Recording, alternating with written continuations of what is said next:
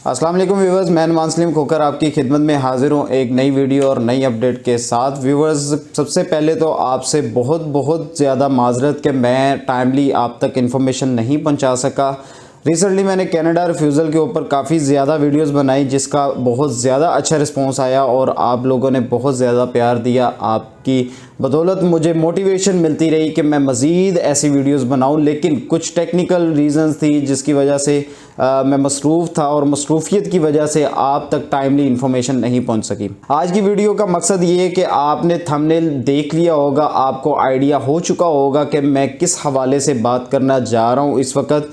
और थंबनेल के ऊपर ये मेंशन है क्लियरली कि इंटर्नशिप लीड्स टू एम्प्लॉयमेंट।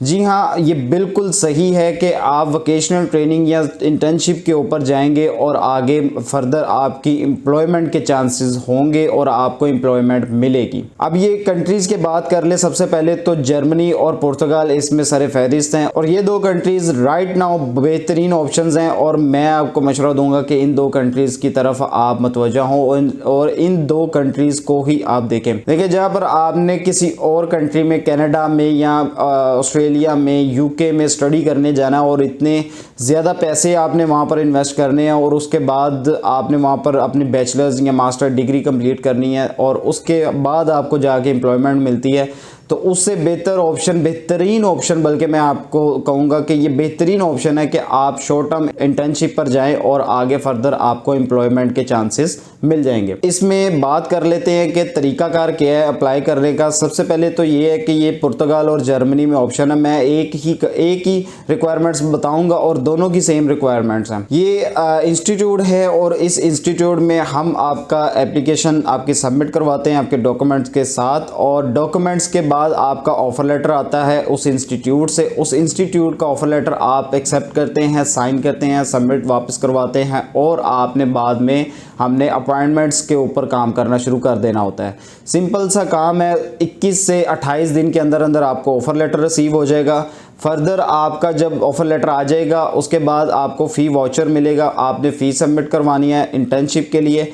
इस इंटर्नशिप को मैं वाज़ह करता चलूँ कि इस इंटर्नशिप में प्रैक्टिकल प्लस थ्योरेटिकल ट्रेनिंग मौजूद है और आपको थर्ड पार्टी फर्म में भी आपको प्रैक्टिकल ट्रेनिंग दिलवाई जाएगी जिस भी कैटेगरी में आप इंटर्नशिप के लिए जाएंगे। इंटर्नशिप की जो फील्ड्स हैं वो मैं आपके सामने रख देता हूँ। सबसे पहले बायोटेक्नोलॉजी है, बायोकेमिस्ट्री है, ऑर्गेनिक इनऑर्गेनिक केमिस्ट्री है, लाइफ साइंसेज है, आर्टिफिशियल इंटेलिजेंस है और मैनेजमेंट है। ये तमाम फील्ड्स में आपकी डिग्रीज़ कहीं पर भी फॉल करती हैं तो आपको इन इंटर्नशिप में एनरोल किया जा सकता है। आप इसके लिए एलिजिबल हैं। एलिजिबिलिटी क्राइटेरिया पर बात करें तो अगर आपने मैट्रिक किया है या इंटर किया है तो आप पहले ट्रेनिंग पर जाएंगे। 6 मंथ ड्यूरेशन आपकी ट्रेनिंग होगी। फर्दर आपकी वो ट्रेनिंग इंटर्नशिप में कन्वर्ट की जाएगी, आप वीज़ा एक्सटेंड करवाएंगे और आपकी इंटर्नशिप स्टार्ट हो जाएगी।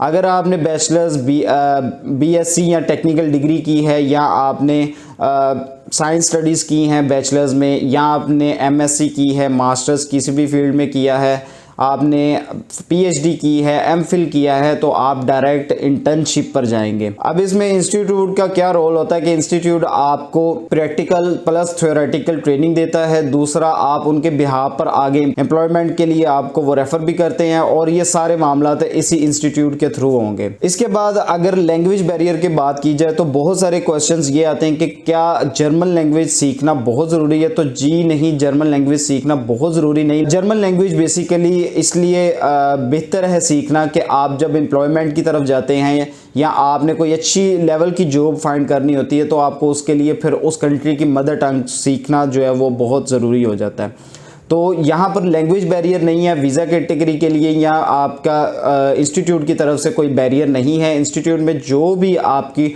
ट्रेनिंग थ्योरेटिकल स्टडीज़ होंगी वो सारी की सारी इंग्लिश में होंगी। अब यहाँ पर बात कर लेते हैं कि क्या किसी भी लैंग्वेज में अगर आपने कोई लैंग्वेज कोर्स किया है तो क्या वो चल सकता है? अगर है तो प्लस पॉइंट है, अगर नहीं है तो वो मैंडेटरी नहीं है। जैसे कि आइल्स है, टोफल है, आपका पीटीई है, डोलिंगो है, इस तरह की कोई भी अगर आपने कोई चीज़ की है, कोई भी सर्टिफिकेशन आपके पास है तो वो प्लस पॉइंट है। ज़रूरी नहीं है कि वो आपका हो तो फिर ही आप एलिजिबल होंगे। अगला स्टेप ये है कि ब्लॉक अकाउंट पुर्तगाल या इसमें जर्मनी के लिए ज़रूरी है या नहीं ज़रूरी। देखिए, ब्लॉक अकाउंट का मकसद क्या है। जिस तरह के बहुत सारे लोग जानते हैं कि अगर आप किसी दूसरी कंट्री में विज़िट के लिए जाएं तो बैंक स्टेटमेंट वहाँ पर डिमांड की जाती है।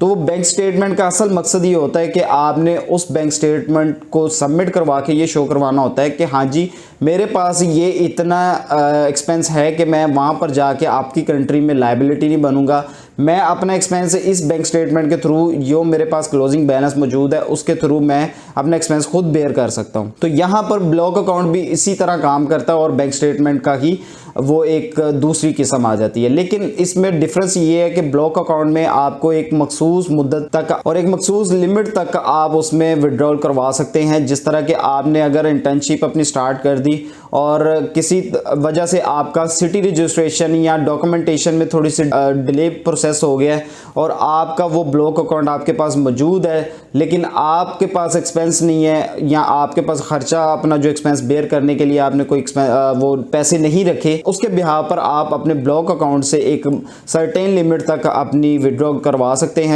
वो आई थिंक सो 600 या 700 यूरो आप मंथली उसमें से निकलवा सकते हैं जो कि आपका पूरा मंथ जो है उसमें एक्सपेंस में कवर हो जाता है। ये थी पुर्तगाल और जर्मनी की रिक्वायरमेंट्स और इंटर्नशिप प्रोग्राम के हवाले से मैंने बता दिया। इसमें आपको मैंने प्रोग्राम्स भी बता दिए और मज़ीद प्रोग्राम्स के बारे में अगर आप तफसीली इन्फॉर्मेशन चाहते हैं, फ़ी स्ट्रक्चर के हवाले से ब्लॉक अकाउंट कितना होना चाहिए, कंसल्टेंसी फ़ी कितनी है, प्रोसेस टाइम कितना है। प्रोसेस टाइम मैं यहाँ पर बता देता हूँ कि ये तकरीबन 3 to 5 मंथ का प्रोसेस टाइम है। 21 से 28 दिन का ऑफ़र लेटर का टाइम है। ऑफ़र लेटर के बाद सिर्फ अपॉइंटमेंट और वीज़ा ग्रांट का जो टाइम होता है वही प्रोसेस टाइम आपका काउंट किया जाएगा। अदरवाइज़ इंस्टीट्यूट या हमारी तरफ से कोई भी एक्स्ट्रा टाइम आपसे नहीं लिया जाएगा। ये एम्बेसी की तरफ से जो भी टाइम है वो आपको बता दिया जाएगा या जब भी आपका वीज़ा ग्रांट कर दिया जाएगा। ये थी जी पुर्तगाल और जर्मनी के हवाले से डिटेल्स। अगर आप मज़ीद इन्फॉर्मेशनल वीडियोस हासिल करना चाहते हैं तो चैनल को सब्सक्राइब कर लीजिएगा, आप बेल आइकन को प्रेस कर लीजिएगा। वीडियो अगर फेसबुक पेज पर देख रहे हैं तो फेसबुक पेज को फॉलो करना ना भूलिएगा। अपना बहुत सारा ख्याल रखिएगा। मुझे दे इजाज़त। अल्लाह हाफिज़।